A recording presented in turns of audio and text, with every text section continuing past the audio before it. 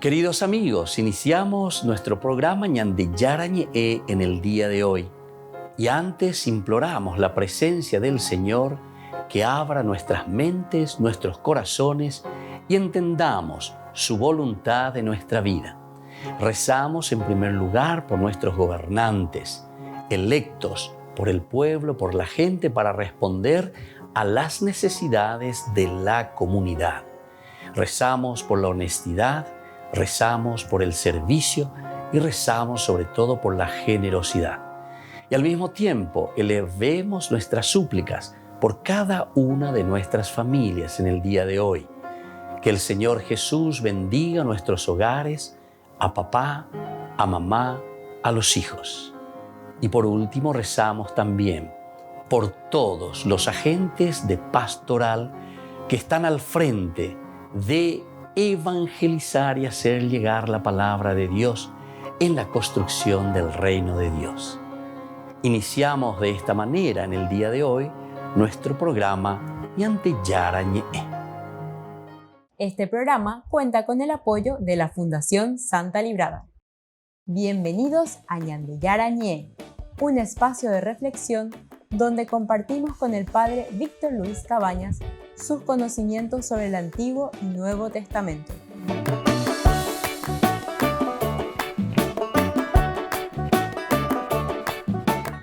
Comercial San Cayetano patrocina este espacio de evangelización.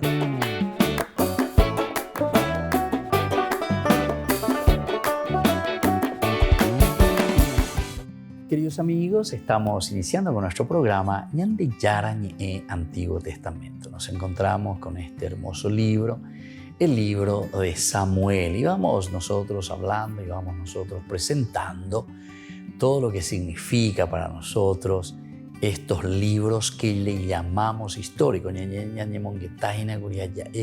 Esa diferencia incluso en el lenguaje, lo que significa la historia en estos libros y lo que significa también la leyenda. Ninguno de estos tenemos que dejar de lado, sino que lo que nosotros tenemos que hacer es comprender bien.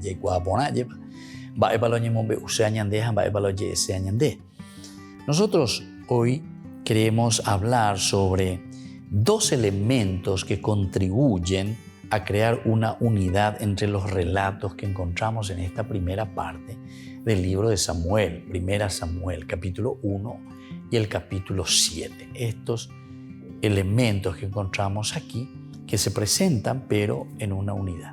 ¿Y cuáles son estos elementos? El primero era la inclusión, como terminaba en el capítulo 7, 15, 16. Samuel juzgó a Israel todos los días de su vida. Cada año hacía un recorrido por Betel, Gilgal, Mishpá. Juzgaba a Israel en todos esos sitios. Luego volvía a Ramá, donde estaba su casa. Allí juzgaba a Israel y también allí erigió un altar del Señor. Esta es una inclusión. Y después viene esta segunda partecita. Ahora, nosotros queremos mirar que hay dos elementos, ¿verdad?, que contribuyen a crear una unidad, decíamos. Esta es la primera, la inclusión, como diciéndonos que comienza el capítulo 1 y aquí concluye de esta actividad, como un resumen, un sumario, un colofón, ¿verdad?, final de toda la actividad de Samuel. Y ahora va a comenzar y se va a abrir hacia los comienzos de la monarquía, lo que será el reino de Saúl. Y entonces viene el segundo, que es la evocación corriente a lo largo de estos 7 capítulos de un lugar. ¿Y cuál es eso? Lo que le une, ¿verdad? Porque del 8 ya va a ser otro tema. Entonces lo que va a unir esta primera parte, además de la inclusión, va a ser el relato continuo y el nombrar continuamente a Silo. Silo, que es el santuario, es el lugar religioso. Y también encontramos algunos personajes. Por ejemplo, el sacerdote Elí y sus 2 hijos, con Aya Yuhuta, continuamente, Ayeba, Oñejeno y Yehuta, ¿quiénes son estos? Luego de un objeto que es el arca de Dios. Entonces los 3 personajes importantes que van a unir, que decimos nosotros el eje, ¿verdad? El eje que pasa continuamente y completamente es primero hablamos del sacerdote Elí. Por otra parte, hablamos de sus 2 hijos. Y luego hablamos del arca de la alianza, el arca de Dios. Entonces, tanto desde el punto de vista literario de todo lo que está escrito, por el fenómeno de inclusión y el estilo conclusivo final del capítulo 7 también, como desde un punto de vista histórico por su evocación de un lugar, de unos personajes y de un objeto, se puede hablar de un verdadero conjunto, aun cuando algún que otro elemento lo relacione fuertemente con lo anterior, que es el libro de los jueces o con los capítulos siguientes. Bueno, lo que vendrá después. Pero esto ya es interesante, ¿verdad? Decirnos esta unidad. Primero la unidad que encontramos y también de los personajes que nos van mostrando esa unidad. El accionar de Elí, el accionar de sus hijos y sobre todo la presencia del arca de la alianza. Así se puede hablar de un verdadero conjunto, un conjunto. No es entonces ya pipare y ya lleva, ya huerecó de aquí para allá, aun cuando algún que otro elemento lo relaciona fuertemente con lo anterior. Yarecoa lleva, pero hasta es interesante y es importante porque quiere decir que es una historia yaguerú hinamoyolo. Ave yaguerú hañamoy llego, ave hañane mando a llego, pero hoy coma de cuá se mando a sí, pero hoy coma de hoy. Es decir, eso pertenece a lleva que no tiene nada que ver con lo que nosotros ya fuimos viviendo. Entonces se relaciona con lo anterior. El libro de los jueces o con el capítulo también del libro de los reyes que vendrán después. El capítulo 7 del libro de Samuel termina con una especie de balance de su vida que hemos leído y de su personalidad de Samuel. Samuel fue juez de Israel hasta su muerte, a lo que responde en el capítulo 25 la fórmula con que se evoca su muerte. Samuel murió.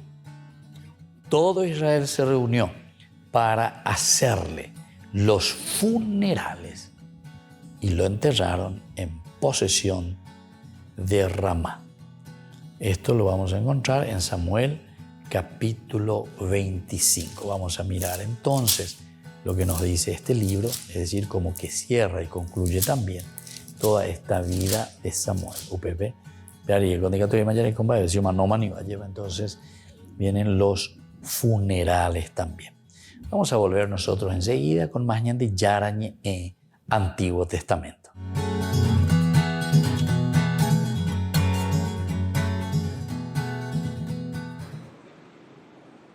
El protocolo del Estado más antiguo del mundo es un modelo internacional. Cada gesto en el Vaticano expresa la realidad de una autoridad civil y religiosa al mismo tiempo. El vaticanista Andrea Gagliarducci ha profundizado en la etiqueta de la Santa Sede en un libro llamado Lenguajes Pontificios, escrito junto al experto Stefano Sanchirico. C'è tutta quanta una storia in cui el protocolo indica que el Papa es un jefe de Estado porque es el vicario de Cristo. El Papa recibe en cuanto vicario de Cristo. Todo en el ceremonial pontificio sirve para expresar esta idea. La experiencia de 2000 años de historia lleva a no dejar nada al azar, ni siquiera la jerarquía en el número de escoltas para cada cargo público. Sono 7 nel caso di un capo di Stato. Son 7 en el caso de un jefe de Estado y 9 en el caso de un monarca. Así que con solo mirar a la Guardia Suiza, sabe si viene un rey o un presidente. Esta diferencia se mantiene también en el lugar que ocupan cuando están sentados ante el Papa en el Vaticano. Il Papa ha di fronte a sé. El Papa mantiene enfrente al jefe de Estado, o en su caso al rey. La silla está exactamente enfrente. Se ve claramente las imágenes. En caso de jefes de gobierno, la silla se encuentra a un lado. Nunca está exactamente enfrente. Uno de los grandes cambios en el protocolo pontificio se refiere a un símbolo del poder temporal del Papa, la capa corta o muceta que los papas han vestido durante siglos. La cosa più eclatante è stata sicuramente il fatto che lui... Lo más llamativo es que la muceta no la usa nunca, ni siquiera en la última visita de Estado que hemos tenido en el año 2015. Una selección de vestuario que expresa que Francisco toma distancia ante cualquier resquicio de poder temporal de un papa, y es que cada pequeño gesto en el Vaticano tiene mucho que contar a lo largo de la historia. Su nombre es Pedro. es seminarista español y pertenece a una familia del camino neocatecumenal de 14 hijos. Sus padres estuvieron de misión en Santo Domingo, en la República Dominicana, y gracias a ello él ahora ha acogido el testigo. Yo he crecido escuchando siempre a mi padre y a mis hermanos hablar de la maravilla de la misión, del tiempo vivido allí. Y esto hizo nacer en mí el deseo de irme yo también en misión a evangelizar y a proclamar la buena noticia, ¿no? Esa fe que yo he recibido de mis padres y que mis padres a su vez recibieron. Actualmente se encuentra en Oriente Medio de misión dentro del plan de su formación sacerdotal. Durante 2 años ha estado compartiendo su tarea pastoral con diversos cristianos en tierras musulmanas de Oriente Medio. Para mí, como digo, fue una experiencia enriquecedora donde pude conocer más y mejor la Iglesia. ¿Por qué? Porque habiendo una presencia cristiana de prácticamente todos los países del mundo en el Golfo Pérsico, hay también cristianos de diferentes ritos. Su labor principalmente fue ecuménica, un valor en el que el Papa insiste. Pedro, junto a su equipo, lograron formar una comunidad de cristianos de lengua árabe, pertenecientes a distintos ritos, bizantino, maronita, ortodoxo y latino. Se puede ver ya en esta pequeña comunidad, en el amor y en la comunión entre los hermanos, en un estado embrionario, como un pequeño germen, la futura unidad de todas las iglesias. Hace unos meses el Papa Francisco le recibió, junto a algunos miembros de su familia, en Casa Santa Marta en audiencia privada. En este encuentro pudo compartir su testimonio.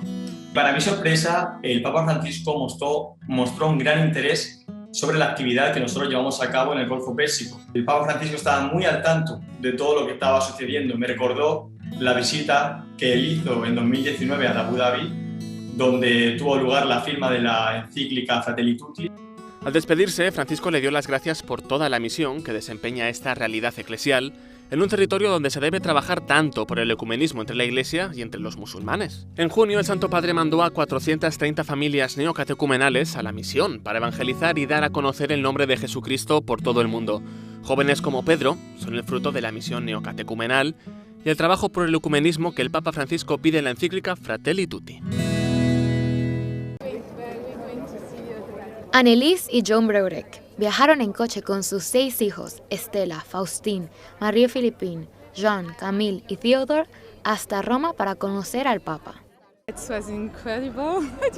Fue increíble, solo verlo, solo para, ya sabes, solo para estar tan cerca de él y tocarlo.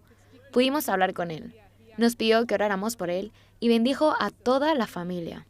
Y también pudimos poner nuestras manos en sus manos. El Papa ha podido hablar un poco con los niños y ha recibido un regalo de parte de toda la familia, que ha llegado a Roma momentos antes de que diera inicio la audiencia. Hemos venido aquí porque mi esposa ha escrito un libro, en realidad 2 libros, sobre los santos. Orar con 52 santos. Es el último libro que ha sacado la madre de familia y cuenta con figuras de esposas y madres, santas, beatas, venerables o siervas de Dios, provenientes de varios países del mundo. Le di mis libros al Papa, fue un regalo para él y me ha dicho que es un hermoso trabajo. Ahora, la familia disfrutará de unos días en Roma tras iniciar su viaje de una manera muy especial.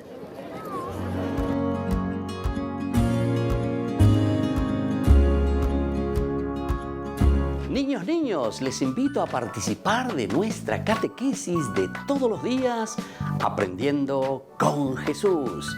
Desde las 18 horas nos encontramos por YouTube. No se olviden, queridos niños, que Jesús a través de su palabra nos enseña tantas cosas lindas. Y ustedes no se olviden de suscribirse y de activar la campanita. Nos vemos allí, queridos niños, Aprendiendo con Jesús.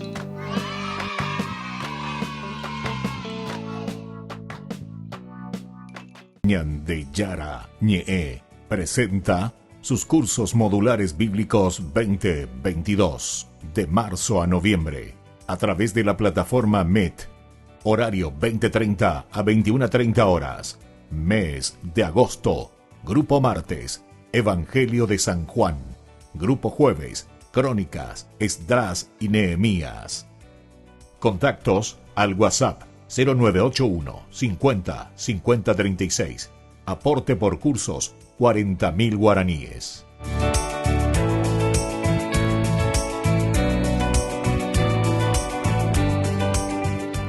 Queridos amigos, les invito a todos a participar de los cursos bíblicos Ñande Yara Ñe Antiguo Testamento.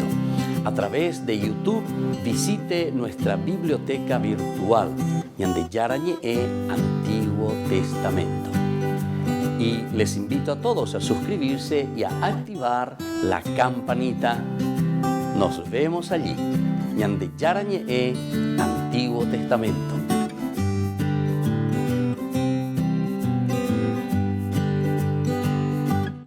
Les invito a participar de nuestro programa Jóvenes para los Jóvenes en Familia. Nos encontramos todos los domingos a las 15 horas por YouTube. Allí participamos y encontramos a jóvenes venidos de distintas latitudes de nuestro país con sus ideales, con sus proyectos, con sus actividades, con sus esperanzas y principalmente con sus testimonios de vida. Les invito a acompañarnos todos los domingos por YouTube, Jóvenes para los Jóvenes en Familia.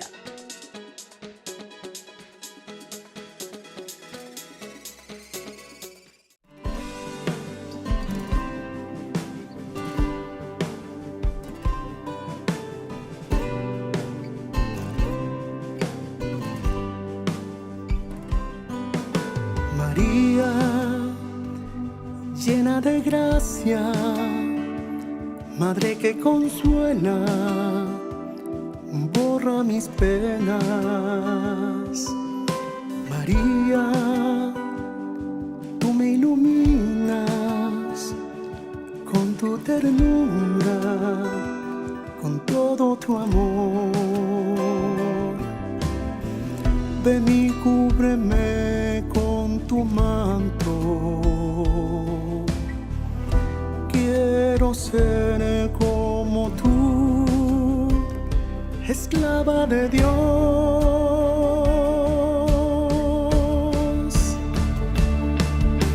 Niña dulce María, eres mi madre, quita mi temor. Niña dulce María, intercede por mí ante mi Señor. Niña dulce María, eres mi madre, dame tu amor. Niña dulce María, llévame al Padre, llévame a Dios.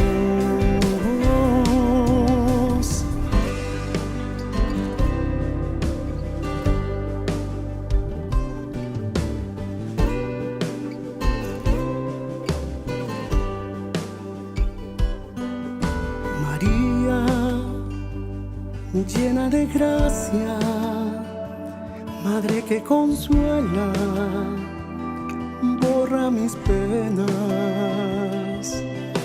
María, tú me iluminas con tu ternura, con todo tu amor. Ven y cúbreme con tu manto. Quiero ser como tú, esclava de Dios.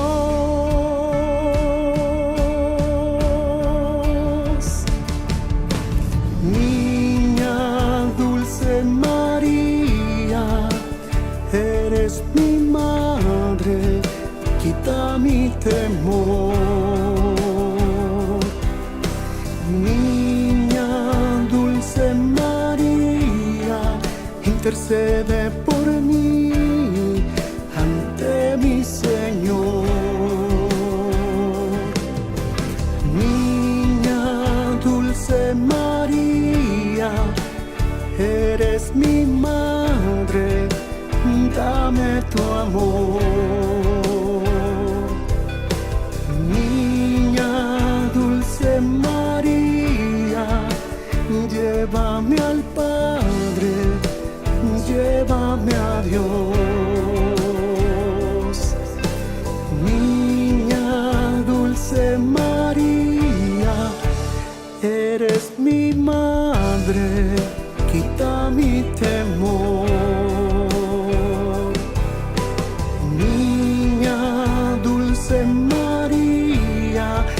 intercede por mí ante mi Señor. Niña dulce María, eres mi madre, dame tu amor. Niña dulce María, llévame al Padre, llévame a Dios.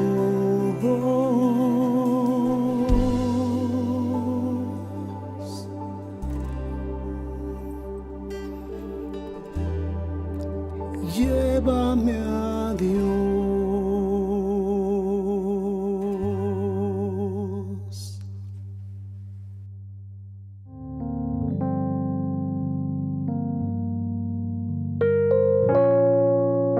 Queridos amigos, seguimos con Ñande Yara Ñe Antiguo Testamento y estábamos reflexionando con este hermoso libro de Samuel. Con ella Shamita lleva ya Haweya en el primer bloque, el capítulo 25, donde tenemos la muerte de Samuel. Y con esto decimos que se va cerrando una partecita de esta vida y de todo lo que significa la vida de Samuel. Entonces, todo Israel se reunió para hacerle los funerales. Mientras tanto murió Samuel.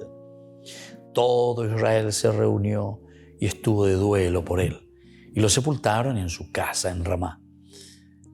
David, por su parte, bajó al desierto de Parán. Y ahora entonces con eso se cierra.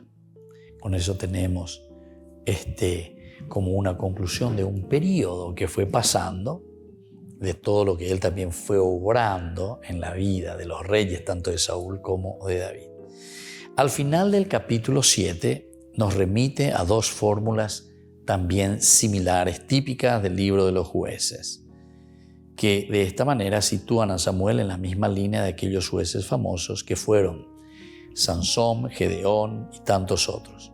Estos 7 capítulos, por su estilo y su contenido, están realmente más emparentados con el libro de los jueces, del que constituyen una continuación natural que con el resto del libro de Samuel y a fortiori con los libros de los reyes.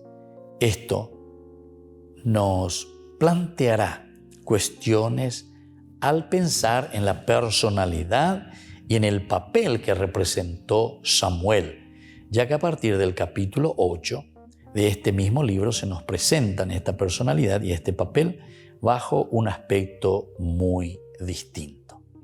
Entonces, es muy lindo, ¿verdad?, lo que nosotros encontramos aquí. ¿Por qué? Y porque siempre el autor sagrado, o mejor dicho, esa comunidad que reflexiona, aquí hay mucha reflexión, aquí hay una iglesia, una comunidad que se reúna, que piensa, porque es siempre la experiencia, ¿verdad?, del hombre con respecto a Dios. Entonces,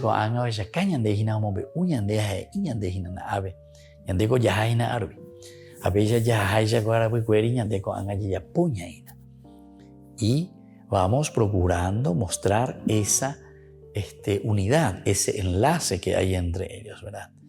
Al final del capítulo 7 nos remite por eso a dos fórmulas similares, que son típicas más bien de los libros de los jueces. Vamos a mirar entonces y volver un poco para dar esa continuidad. El capítulo 12 del libro de los jueces dice así, en el versículo 9.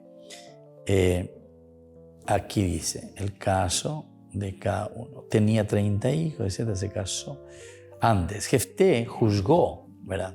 Juzgó a Israel durante 6 años cuando murió. Lo sepultaron en Mizpah de Galaad, que era su ciudad. Eso por una parte.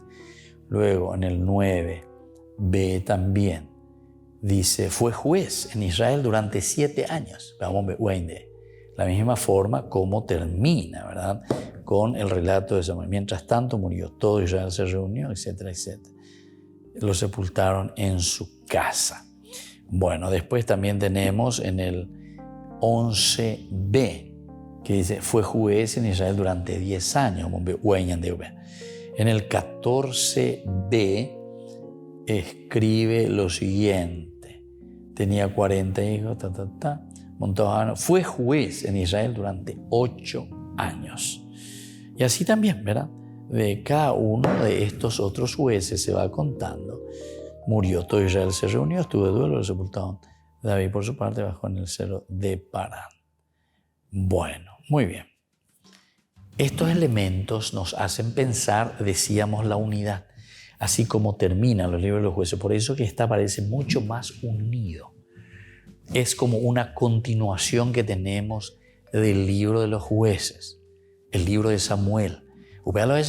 Hay más unidad, más que unión con el libro de los reyes, con el libro de los jueces. Y por eso se le presenta con estos famosos Sansón, Gedeón y otros que pasaron por ahí. Vamos a mirar ahora otro elemento que es el hilo conductor también dentro de estos capítulos. Tenemos el arca de la alianza, el arca de Silo. Entonces, Silo es el nombre del templo. Y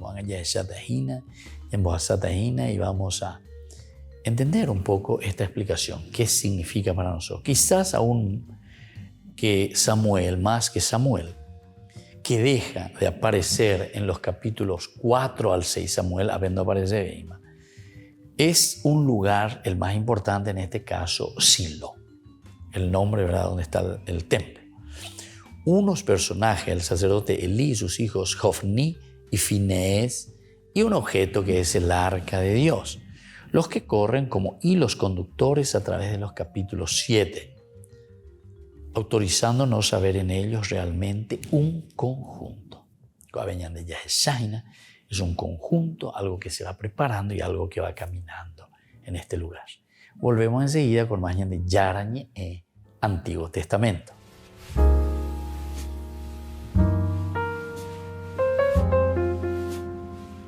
Amigos de Ñande Yara Ñe'e, les invito a participar todos los días de la Santa Eucaristía a las 6 de la mañana por nuestra plataforma YouTube, Ñande Yara Ñe'e.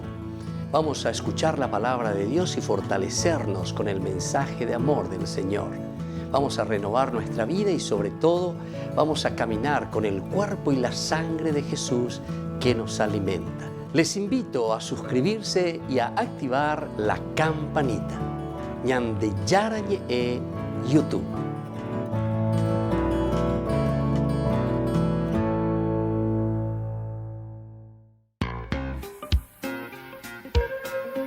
En la ciudad de Luque, la economía se llama Supermercado San Cayetano. Compruebe sus precios bajos en productos cárnicos de primera calidad.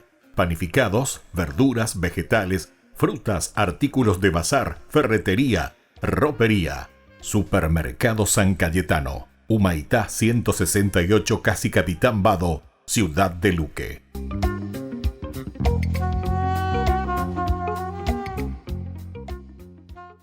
Queridos amigos, ¿quieren conocer los libros del Nuevo Testamento? Les invito a través de nuestra biblioteca digital por YouTube, Ñande Yara Ñe'e, Nuevo Testamento. Ya hemos desarrollado los libros de San Marcos, San Mateo y ahora estamos comenzando el libro de San Lucas. Les invito a suscribirse y a activar la campanita. Nos vemos allí.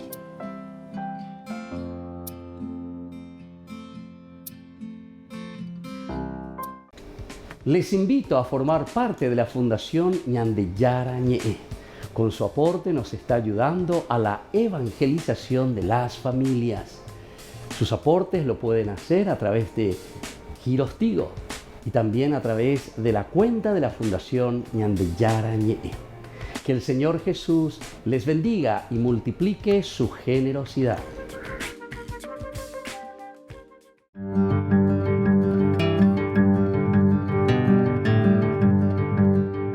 ¿Qué es el sacramento de la reconciliación y de la penitencia? El sacramento de la penitencia es uno de los sacramentos de sanación de la Iglesia. Es una experiencia del don de misericordia, de una misericordia ilimitada de Dios que nos libera de nuestros pecados y nos reta para que tengamos el mismo tipo de compasión y perdón también para con los que pecan contra nosotros. Es también un canal de gracia particulares que nos ayudan a evitar el pecado en el futuro. La superación de hábitos de pecado y crecimiento en la vida, sobre todo virtuosa. Cada uno de nosotros puede experimentar esa gracia sanadora y sobre todo el amor de Dios mediante este sacramento de la confesión, que le llamamos también. Los niños a una edad temprana, alrededor de los 7 años, deben ya aprender a recibir este don tan precioso. Ellos pueden entender lo que es correcto, lo que es honesto, lo que es bondadoso, lo que es caritativo y lo que no es también lo correcto o lo caritativo. El sacramento de la penitencia es un instrumento positivo para el desarrollo de un sentido moral genuinamente cristiano en el niño. La experiencia puede ayudar al niño a entender que cuando un niño de Dios falla o peca, eso no es el final, sino que Dios está esperando para ayudar, para perdonar, para proveer también esa fuerza necesaria para comenzar de nuevo. El sacramento de la reconciliación o de la confesión tiene sus partes. En primer lugar es la confesión, es decir, el acto de decir los pecados al sacerdote de un modo apropiado para su edad y también de acuerdo a su capacidad, a lo que está viviendo. Luego está el acto de penitencia en un segundo momento. Una parte importante de esta sanación interior es la penitencia. Y esto el sacerdote le da en el sentido de mirar la realidad que está viviendo el niño o la persona que se acerca para las confesiones. Y entonces, a través de las oraciones y actos, sobre todo los actos, se hará con la gracia de Dios una satisfacción por los pecados. Hará la penitencia, ¿verdad? Y después de salir del confesionario, sobre todo encontrarse en ese momento de acción de gracias. Un tercer elemento de la confesión y la reconciliación, queridos amigos, es el acto de contrición. Las palabras que se usa para expresar el sincero pesar por los pecados que afectan esa relación con Dios y también con nuestros hermanos. Y sobre todo, la intención de no volver a repetirlos. Y tenemos también la absolución. No nos olvidemos que basándose en esa contrición y una fórmula específica de palabras dichas por el sacerdote, yo te absuelvo, cuando dice el sacerdote, de tus pecados. En ese momento entonces los pecados son perdonados por el poder del Espíritu de Dios. Y también necesitamos una preparación para este sacramento. El niño debe estar bien preparado, de tal manera que pueda celebrar este sacramento y sea una experiencia jubilosa.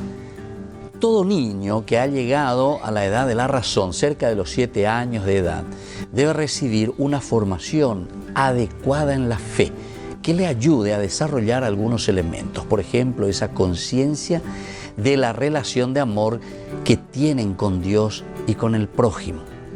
Luego también debe llegar a ese conocimiento de que esta relación puede ser perjudicada a través del pecado y que ellos tienen que asumirlo responsablemente. La experiencia de pesar personal por sus faltas y expresión de arrepentimiento. También la realización de que deben tratar de cambiar su conducta errónea.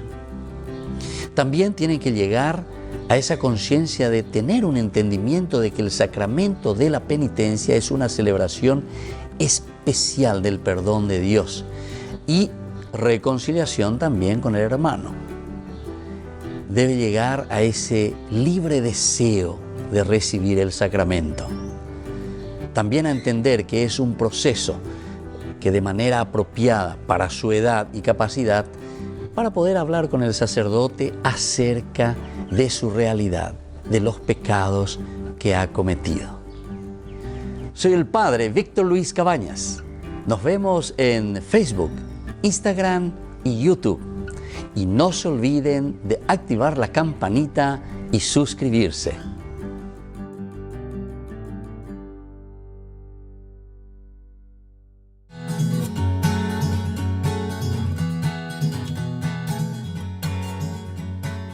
queridos amigos, seguimos con Ñande Yarañé en Antiguo Testamento y estamos reflexionando con el libro de Samuel.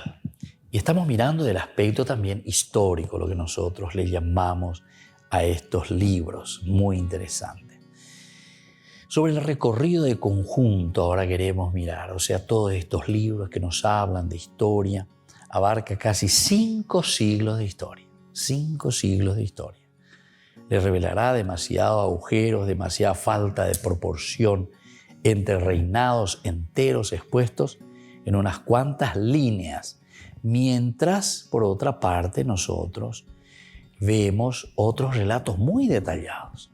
Hay relatos muy detallados, pero sin embargo encontramos también otros que no son así, ¿verdad? Entonces por eso tenemos que entrar y tenemos que entender lo que significa un libro histórico, como el que nosotros estamos encontrando aquí con el libro de Samuel. Y bueno, así entonces seguimos mirando algunos datos de orden también internacional, social.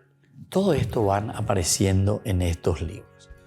Ahora, ¿cuál es la realidad de los datos? ¿Cómo nosotros podemos entender esta realidad de los datos que se nos presentan a nosotros? Negar una cuestión semejante exige ante todo deshacer una opinión demasiado simple.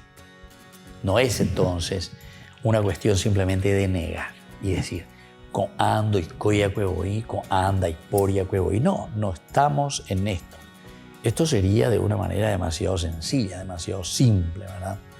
Nosotros no podemos pensar solamente en un acto que encontramos aquí que sea leyenda, que sea imaginario simplemente, o tampoco podemos entender aquí como un acto que sea verdadero y entonces por eso decimos que es un acto histórico, ¿verdad?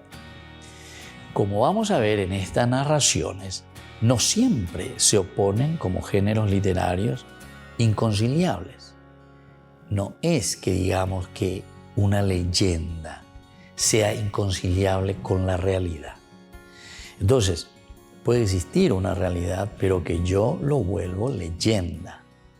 O una realidad que luego nosotros, entre comillas, lo vamos exagerando, lo vamos poniendo por encima, ¿verdad? Y entonces, de esta manera, los géneros literarios son conciliables.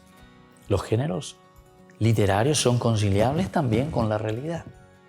La mitología, no es que la mitología es una cosa, una fantasía, sino que sobre una realidad sobre el que se pregunta el hombre, la esencia de cuánto se está preguntando el hombre, después nosotros lo vamos respondiendo. Y es esta respuesta la que nosotros estamos buscando. Si hay que reconocer algo de leyenda y hasta de cuento en estos libros, que a pesar de todo quieren ser históricos, tanto el libro de Josué que ya hemos estudiado, tanto el libro de los jueces que ya hemos estudiado, el libro de Ruth. Nosotros decíamos luego en la definición, ¿verdad?, del libro de Ruth que pertenece al cuento, a la leyenda. Pero eso no quiere decir que en la problemática no haya existido algo. La problemática o el mensaje es lo esencial y fundamental. Por eso decíamos sí y no. No como está narrado, pero sí porque existe la problemática que ahora encontramos en la narración de este libro una posible respuesta a esa situación que nosotros estamos viviendo. Y ese es el género literario. Y bueno, y así entonces nosotros podemos, ¿verdad?, entender muy bien todo lo que se nos va ofreciendo, todo lo que se nos va diciendo. Ahora con respecto a la realidad de los textos. Negar una cuestión semejante exige ante todo deshacer una opinión demasiado simple, ¿verdad? Decíamos a ese problema. No podemos, sino que nosotros tenemos que mirar la intención religiosa porque nos encontramos ante la Biblia. Alañaíno hina lleva ante la Biblia ñandeña mañana allá araña por anduaramba el añandembo ese ajinará. ¿Cuál es la finalidad? ¿Qué es lo que quería relatarnos? ¿Qué es lo que ese hecho que nosotros leemos en esa narración quiere comentarnos? un relato no hecho de forma muy correcta para nuestra manera de ver hoy las cosas. Porque esa también es la situación, ¿verdad? Algunos lo ven y ambas de inde directamente, ambas la inyapunde. No, no es yapún, ¿verdad? Sino que es un género literario que se está utilizando. Y además nosotros tenemos que ubicarnos en el contexto histórico. El contexto histórico quiere decir quiénes estaban escribiendo, cuál era la concepción que ellos tenían de la narración, cómo ellos escribían, etc. Son ante todo unos textos constituidos en su mayor parte de relatos.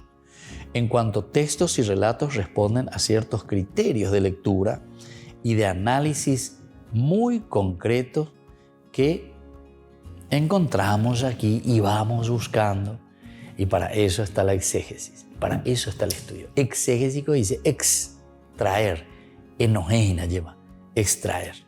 Y en la medida en que nosotros vamos sacando, vamos extrayendo, entonces vamos encontrando qué es el elemento verdaderamente histórico, qué es lo que se estaba viviendo en ese momento, en esa sociedad, cuáles eran los problemas y a qué pregunta está respondiendo la Biblia o ese libro, a qué pregunta o a qué problemática le está dando solución ese libro.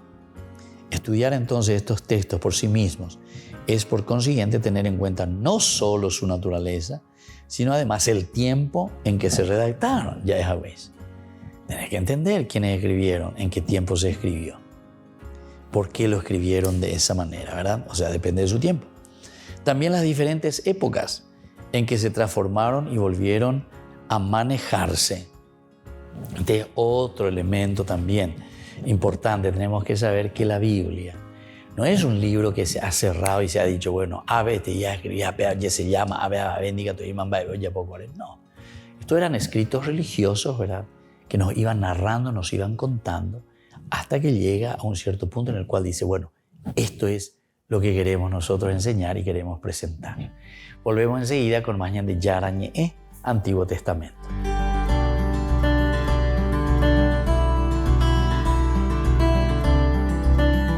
Les invito a participar de nuestro programa Jóvenes para los Jóvenes en Familia. Nos encontramos todos los domingos a las 15 horas por YouTube.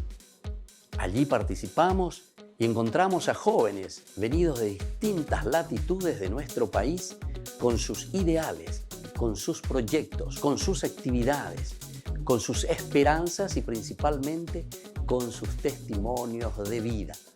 Les invito a acompañarnos todos los domingos por YouTube, Jóvenes para los Jóvenes en Familia.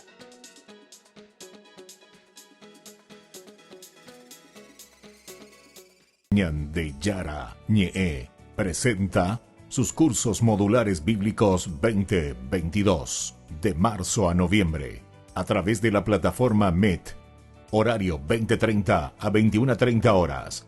Mes de agosto, Grupo Martes, Evangelio de San Juan. Grupo Jueves, Crónicas, Esdras y Nehemías.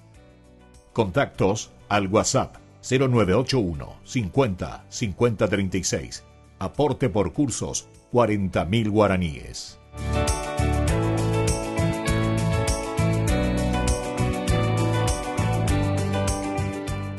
Niños, les invito a participar de nuestra catequesis de todos los días, Aprendiendo con Jesús. Desde las 18 horas nos encontramos por YouTube. No se olviden, queridos niños, que Jesús a través de su palabra nos enseña tantas cosas lindas. Y ustedes no se olviden de suscribirse y de activar la campanita. Nos vemos allí, queridos niños, Aprendiendo con Jesús.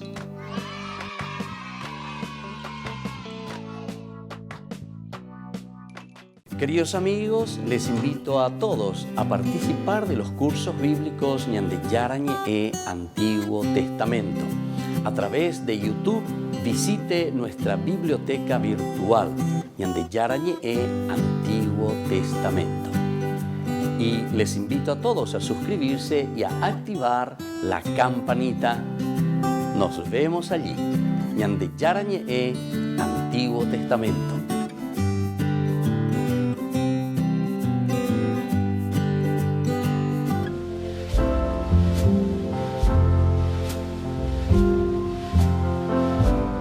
Queridos amigos, estamos iniciando con la palabra del Señor que viene a nuestro encuentro como siempre y nos trae ese mensaje de salvación. Hoy leemos la continuación, el capítulo 37 del libro de Ezequiel, versículos 1 al 14. Leitmotiv: huesos secos, escuchen al Señor.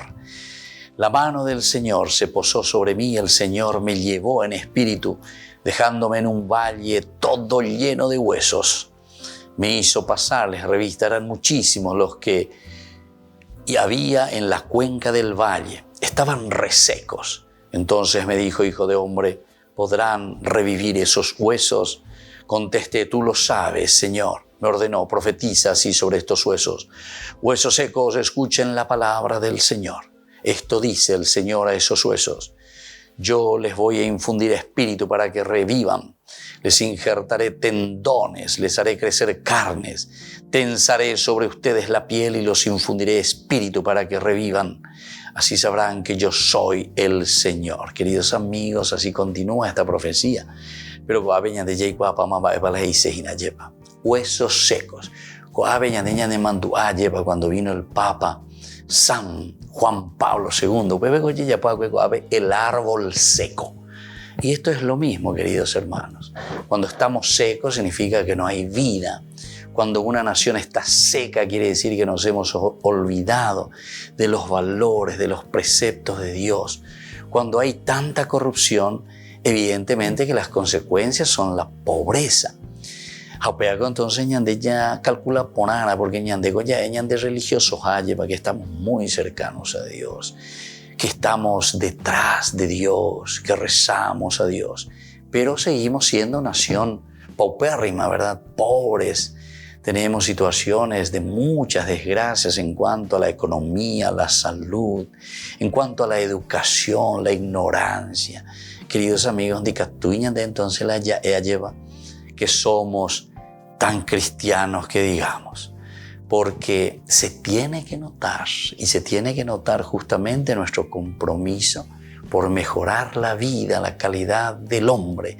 La religión es religarnos a nuestra existencia, a los valores que el Señor puso, selló en nuestro corazón para vivir en la dignidad de los hijos de Dios. Huesos secos, yo los haré revivir. Y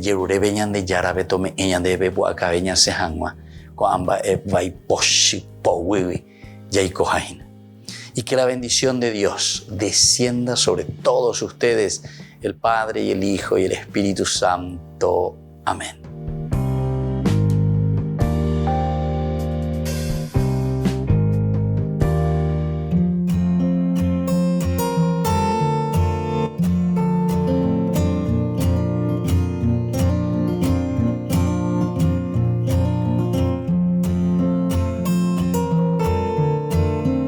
¿Qué es el sufrimiento?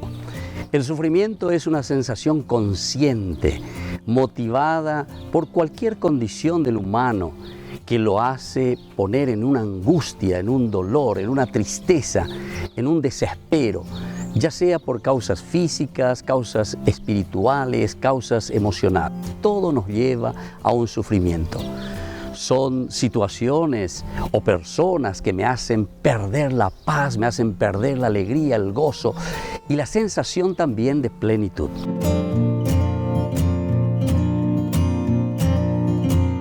¿Por qué Dios permite tanto sufrimiento? La mayoría de las veces nosotros tenemos un concepto equivocado, erróneo del origen del sufrimiento. Lo primero que nosotros pensamos es que Dios me está castigando, que Dios me puso este sufrimiento. Y sin embargo, jamás Dios, que nos quiere tanto, que nos ama, estaría jugando con nosotros. Jamás Dios podría hacer esto con nosotros. ¿O acaso nosotros pensamos que esto es un juego de Dios? Sin embargo, tenemos que entender qué es entonces el sufrimiento.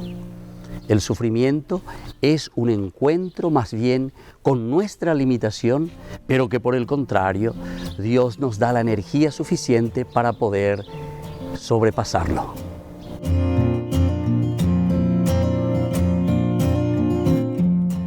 válido cuestionar a Dios cuando nosotros sufrimos. Pensamos casi siempre mal en todo momento, porque siempre nos enojamos nosotros. Lo primero que hacemos es con Dios. Cuestionamos todo. Nosotros pensamos que Dios es deshonesto con nosotros porque nos hace sufrir. Sin embargo, es mejor hablar con Dios respetuosamente antes que alejarse de Dios. Si nosotros estamos enojados, sufriendo o estamos frustrados, no importa. Lo importante es entonces irnos hacia Dios, hacer ese discernimiento, hacer esa escucha y entonces esto mismo de escuchar a Dios, de entender qué es lo que Dios quiere en nuestra vida, puede ayudarnos para que el dolor vaya pasando. Soy el Padre Víctor Luis. Les espero a todos en las redes, Facebook, YouTube e Instagram. ¡Nos vemos!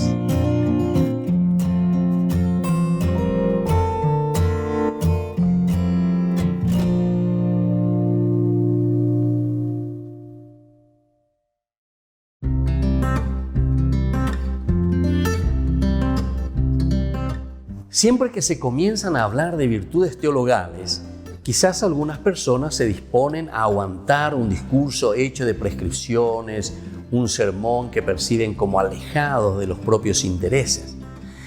Las virtudes teologales parecen estar reservadas a pocos, mientras que la mayoría no tienen ocasión de practicar ni de conocer a fondo, sobre todo si se está ocupada en los asuntos de este mundo. Algo teórico, pues, para la mayor parte de los comunes mortales que toca muy poco el propio interés y la propia vida. Y no debería ser así, porque la vida de fe, esperanza y caridad debería ser para nosotros el hábito y tendría que ser la atmósfera en que se respira el cristianismo, sin pena de asfixiarse o ahogarse con ese smog materialista de un mundo en que vivimos. Las virtudes teologales nosotros sabemos que son 13: fe, esperanza y caridad. Ellas fueron infundidas por Dios en nuestra alma el día de nuestro propio bautismo, pero como semilla que había que hacer crecer en nuestro esfuerzo a través de la oración y a través del sacrificio. Veamos las características de las virtudes teologales. Son dones de Dios, no conquista ni fruto del hombre. No obstante, requiere nuestra colaboración libre y consciente para que se perfeccione y crezca. Tampoco son virtudes teóricas, sino que es un modo de ser y de vivir. Van siempre juntas las 3 virtudes teologales. En el amor de Dios se crece cada día practicándolo y abnegándose. En el amor se camina, se crece con la gracia de Dios. Y este amor se demuestra también cumpliendo la voluntad de Dios, observando sus mandamientos, poniendo atención a la inspiración del Espíritu Santo, siendo fieles a los deberes del propio estado de vida. El que tiene verdadera caridad es un apóstol entre sus hermanos y es capaz de superar todo temor y todo respeto humano. Soy el Padre Víctor Luis Cabañas. Pueden encontrarnos en Facebook, Instagram, YouTube. Nos vemos allí.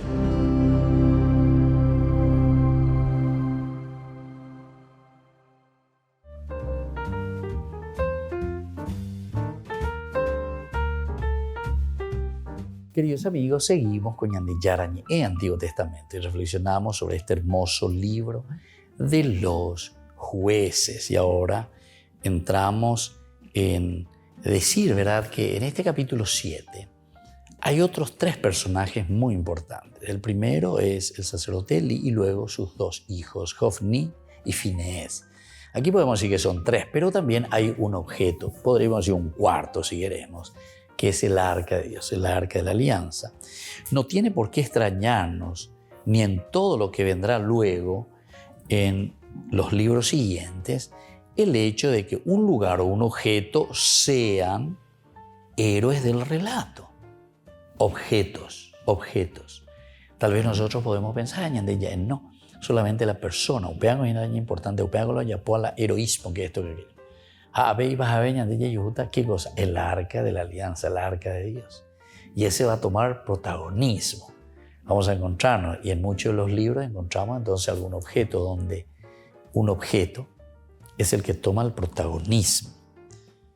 Tanto como unos personajes, también estos objetos toman protagonismo. Este fenómeno es normal en el Antiguo Testamento desde el Génesis y todavía aparece hoy en nuestra cultura.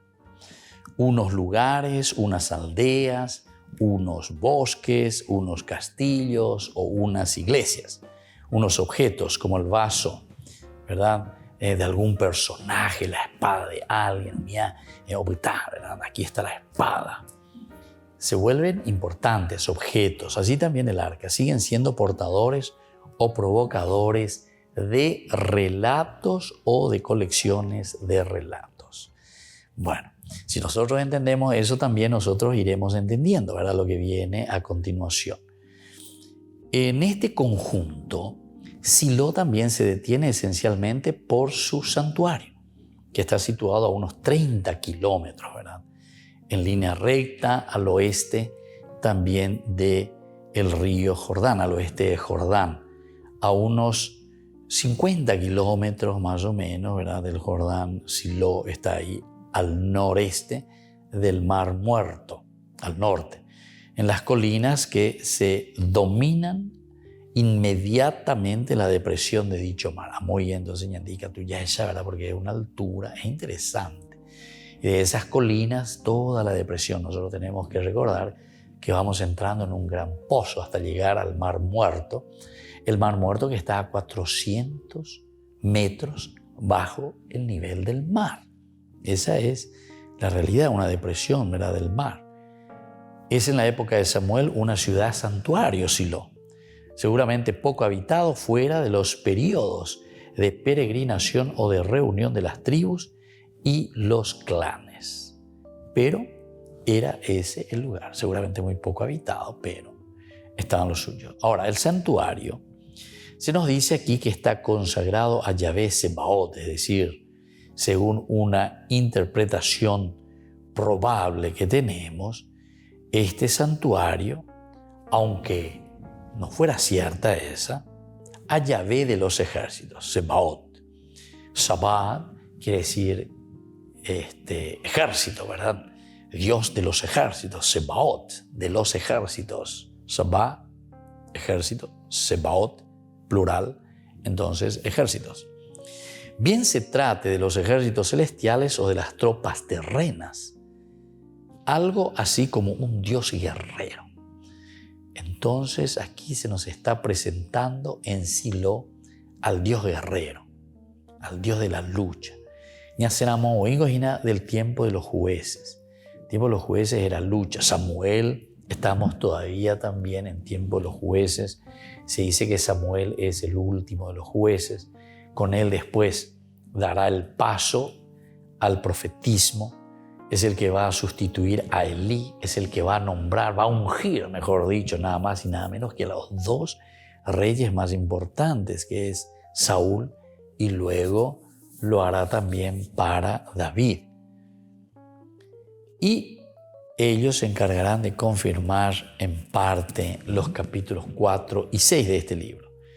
Está guardado por un sacerdote que podía cumplir ritos y sacrificios a petición particular o con ocasión de las fiestas, y sin duda proferir también oráculos para asegurar que Yahvé había escuchado la oración, tal como nos da a entender la respuesta de Elí a Ana. Eso estamos en el capítulo 1:17. Vamos a mirar entonces el libro de Samuel, el capítulo 1 y el versículo 17. Es aquí donde encontramos esa respuesta que le da el Señor a este clamor, ¿verdad?, de Ana, que está gritando, o mejor dicho, Elí en este caso. Vete en paz, le respondió Elí, y que el Dios de Israel te conceda lo que tanto le has pedido.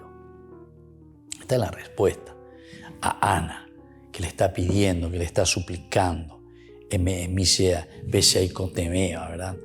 Entonces, se nos dice también que Yahvé se manifiesta en Silo. Yahvé entonces se manifiesta en Silo. Vamos a mirar el capítulo 3, versículo 21. Dice, todo Israel de Dan hasta Beersheba supo que Samuel estaba acreditado como profeta del Señor. El Señor continuó apareciéndose en Silo, porque era allí donde Él se revelaba a Samuel. Él se revelaba a Samuel en Silo. Entonces, continúa todavía esta revelación aquí. Ahora, esta revelación que nos dice y que nos cuenta, nos dice que era por la mediación del sacerdote o bien también a través de un personaje carismático, como será luego Samuel. Muy bien, queridos amigos, así entonces vamos concluyendo, ¿verdad?, por el día de hoy. Nosotros vamos haciendo esta introducción tan interesante, tan importante del libro de Samuel. Y nos vemos la próxima con más Ñande Yarañe, Antiguo Testamento.